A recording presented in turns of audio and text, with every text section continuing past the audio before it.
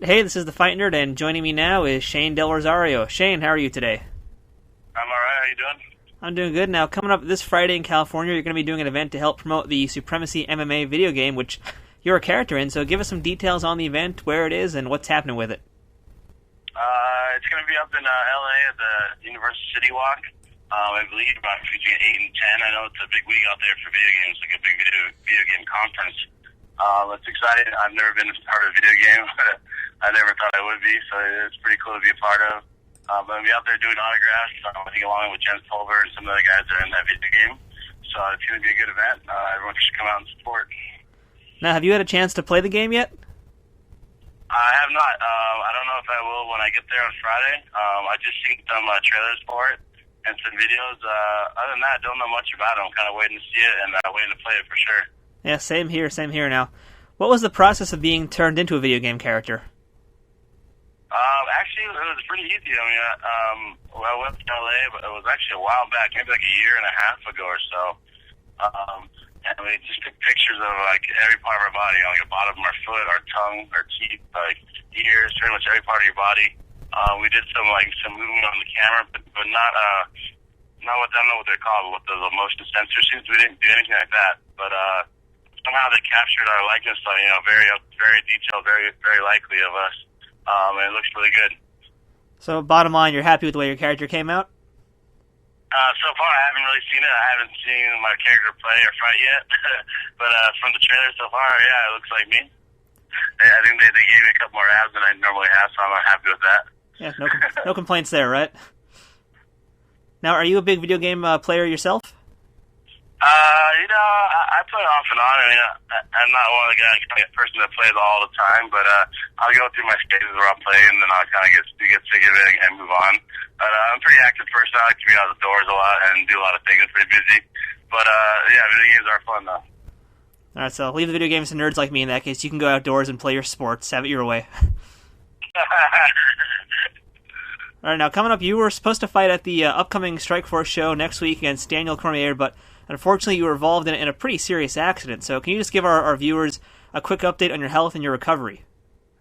Yeah, it's been about, it's already been about 6-7 weeks since that accident happened early in April. I have some herniated discs and some bulging discs. It's preventing me to train, basically, and so I had to pull out of my fight. Daniel Cormier is a very tough opponent. I'm sorry to the fans and the organization, everyone that this fight couldn't happen. But he's a very serious opponent. My career's in a very serious position, so I just couldn't risk anything. As of right now, I'm still not training yet. I've done some light stuff here and there for physical therapy, but other than that, I've been kind of just having to lay low, and I've been at physical therapy pretty much every other day. Just a lot of downtime. It's really discouraging. It sucks at times, but I know it could have been a lot worse. At least I'm able to walk around and can move, and I'm hoping to get a fight or try to at least get back fighting maybe mid-fall, early winter. But basically, right now it's kind of week by week seeing how progress is. And I know when the news first broke, there were some people, some sources saying that this might have been the end of your career, but it's good to hear that this is not going to be a fact. You will be, in fact, back in action soon. No, definitely not. I mean, it's definitely a serious injury. I know anything involving someone's neck or back, you got to think twice about moving forward too quickly. So we're being precautious, but definitely not a career ending. It just kind of sucks. I was kind of on a roll. UFC bought Strikeforce, and it's a big year for everyone in Strikeforce to make a name for themselves. And so it sucks that I can't fight as much as I like to this year. I only had one fight last year. It looks like I might only going to have maybe 2 fights this year. So it's definitely discouraging. But hopefully, once I finally get healthy, I can fight back to back and get some wins. Now, what's been the hardest part of your recovery so far, the physical part or the mental part?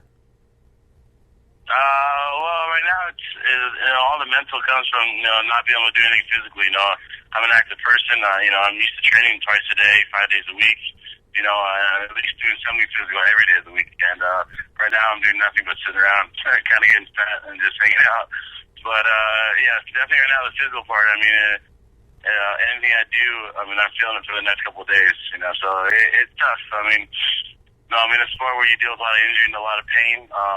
It's just something a little bit different for me. It's something that's ongoing and constant, and and there's nothing really that gives me relief right now unless I'm doing absolutely nothing.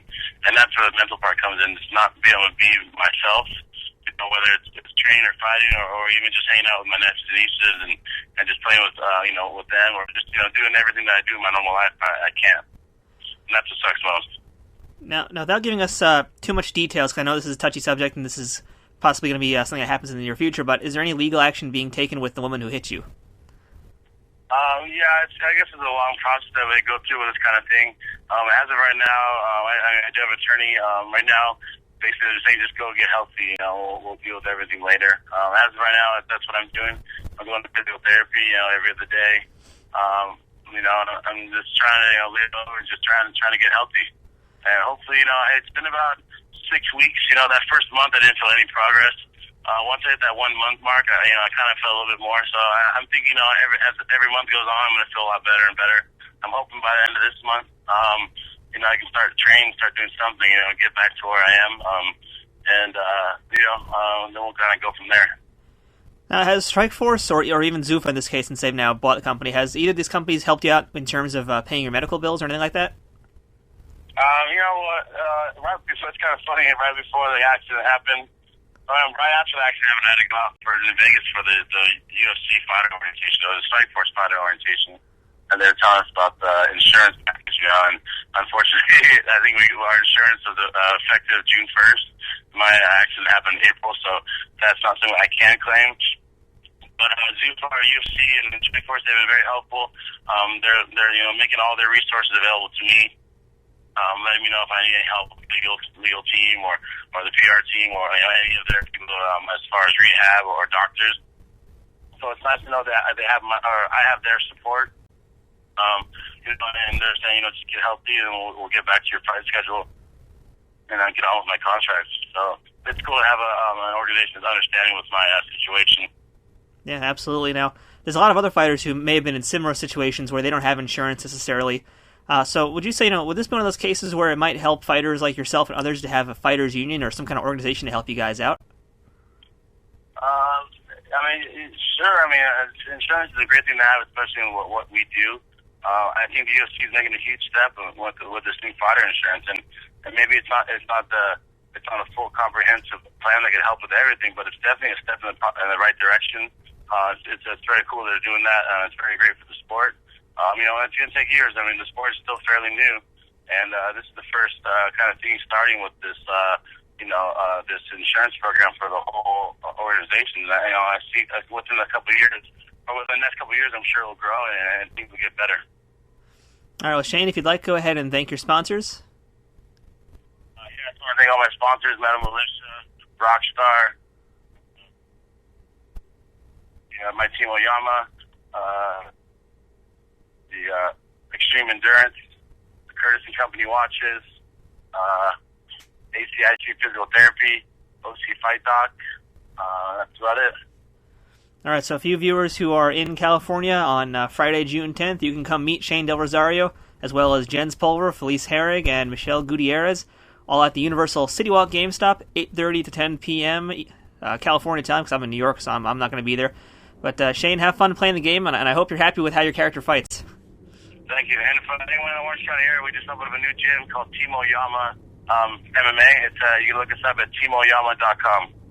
All right, Shane, thanks for your time, and I wish you a speedy recovery. All right, thanks, Matt.